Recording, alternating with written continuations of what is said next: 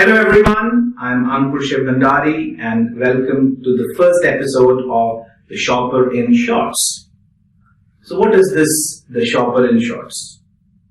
It is exactly as it says on the tin. The shopper, the concept of the shopper, the concept of shopper marketing. Why should you listen to me when I talk about shopper or shopper marketing and related concepts? I've had the opportunity over more than 20 years to work in this space. I've been lucky enough to work with various consumer goods organizations, many big brands that you would have heard of across more than 50 countries. And I've dived into, wrestled with these concepts of shopper, consumer, channel, category. What is the commonality between these? What is the difference between these? So my objective through these series is to share with you what I have learned, to hopefully demystify some of these concepts. For example, what is the difference between a shopper and a consumer? Could they be the same person? Could they be different? We have our thoughts and we'll share those with you. Why is the shopper important? Well, you might spend all the resources, all the money, all the time, all the efforts in creating a consideration for your brand. But if the brand doesn't appeal to the shopper at the point of purchase, what is the point?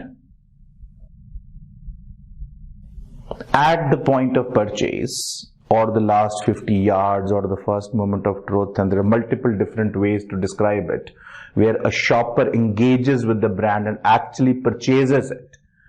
If you are not able to influence the shopper at that particular instance, all the efforts are waste. That is why shopper is so very important. That is what actually converts all the efforts into hard, tangible value. And that is what we are going to focus on as part of this series.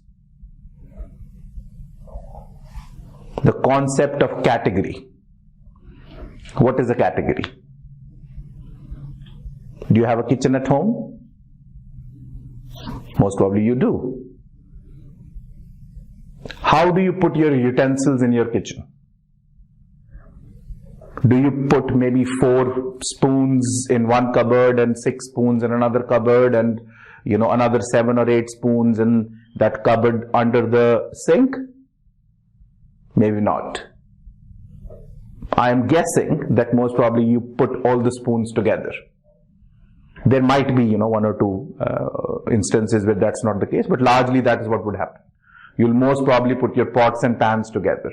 You'll most probably put your forks together. You'll most probably put your cereals together. This whole clubbing that you do is what is category in a very simple instance. The example we are going to use of Chisbury Foods. Chisbury Foods deals in baked products, biscuits. Biscuits, because it is one particular type of consumption, is what is classified as a category. Likewise, shampoos is a category. If you take it at a higher level, you can call it hair care. You can structure it sort of at different levels between those as well and go to a much higher level, you can call it beauty. You can go on an even higher level and call it personal care.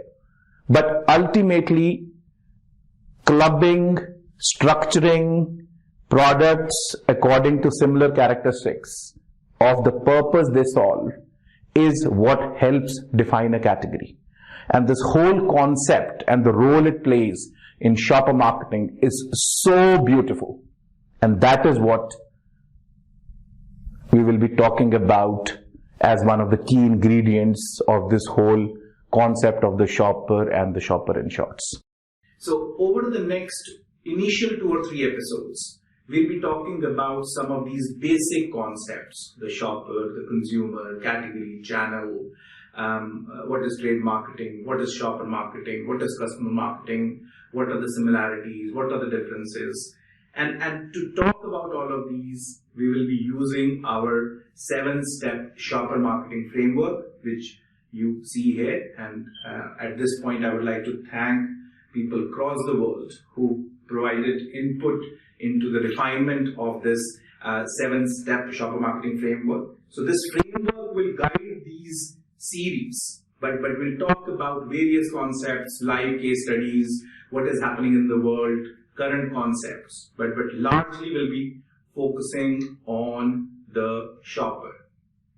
So as a small teaser in this very first episode, I'm going to talk to you and share with you the very basic concept of what is the shopper, consumer, category, channel, and the difference between those. Most of you might already know that, so my apologies if I'm preaching to the converted, but what I want to do is start the series at a very basic level so that we can take everyone on the same journey. So, the starting entity for us, for me, is the manufacturer or a service provider of product or service. We take an example of a company called Chisbury Foods. So this is Chisbury Foods. Chisbury Foods makes baked products, biscuits, cakes, etc.